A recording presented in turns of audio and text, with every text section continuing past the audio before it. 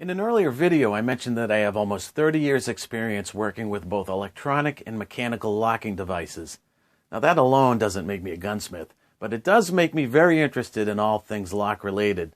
The incorporation of a locking device into a firearm to me is very interesting, and it's right up my alley. So let's go over some of the facts regarding the Smith Wesson Internal key lock. Hi, this is Steve, Critical Dreamer Channel. Thanks for being here, and thank you to everyone who's subscribed to the channel so far. It's greatly appreciated. Now, the internal key lock originated around 2001.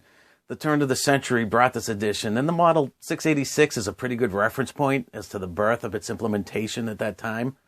There are models of revolvers that are available without the lock, but it can be found on many of the smaller frame sizes like the J-frame, but it is incorporated into just about all of the larger frame sizes like the L, the N, and the X, and that started as of the new millennium.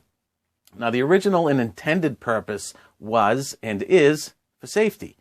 Regardless of what we've heard or read, it was not for the purpose of making it a state-compliant firearm. It's to be used as a mechanical means by which to help prevent its use by someone who doesn't have the key. Now, out of the box, they usually give two keys. There's really nothing special about them. Let's see if we can take a look here. On the outside, let me get a little bit of focus here. On the outside, it's just a smooth milled tube. And on the inside, it's milled as a five-sided pentagon. And on the key, it does say Smith Wesson. I suppose the hole is the and. The loop is there not only for leverage, but, to affix to a key ring or to hang somewhere. That's all pretty simple and obvious stuff. So, we're going to take a look here. That, of course, is the key lock. So it goes in and it rotates.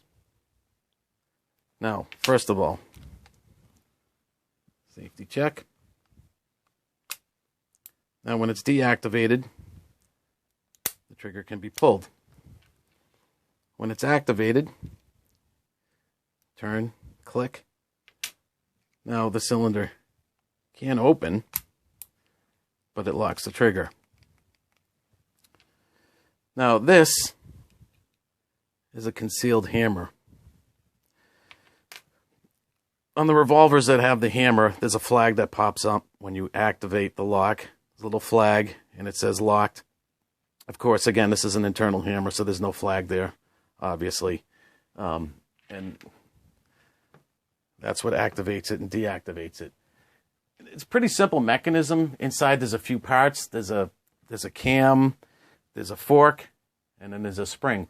And, one of the most important parts of that, of course, in that mechanism is that heavy-duty spring, and that's called an endurance spring. Even on the smaller frame size revolvers, it's pretty much the same spring that's used on the N frame revolvers, for example. It's extremely difficult, if not impossible, for this lock mechanism to turn or rotate on its own, or even by dropping the firearm because of the strength of that endurance spring. It does have a pretty positive engagement and disengagement. A little bit of a click can be felt. Those that have it understand that. There are a number of stories out there about malfunctions of the lock causing jams and all kinds of other problems, but that, in almost all cases, is most often the result of tampering with it in the first place. So what do people do and recommend? Well, we've seen it around on the internet. They say, well, disconnect it or remove it completely. That's up to you, but keep in mind that removing it or disconnecting it voids the warranty, and for a good reason. Now, I've never had any problems whatsoever with these internal locks. Again, I'm very familiar with mechanical locking mechanisms. I know what they're supposed to do and how they're made and how they work.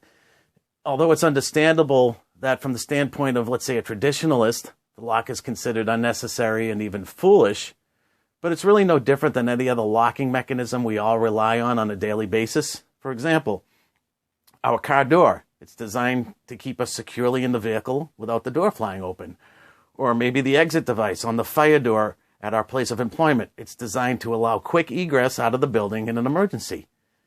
Well, our life depends on all these different mechanical designs to function correctly so we can have peace of mind knowing that it'll operate the way it's supposed to. In the case of something like this, a firearm, it's really no different.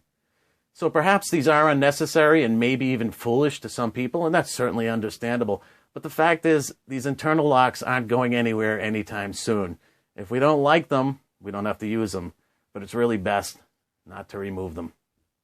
This is Steve, Critical Dreamer Channel. Thanks for being here. Be present, be mindful, and remember, it's all about the harmony.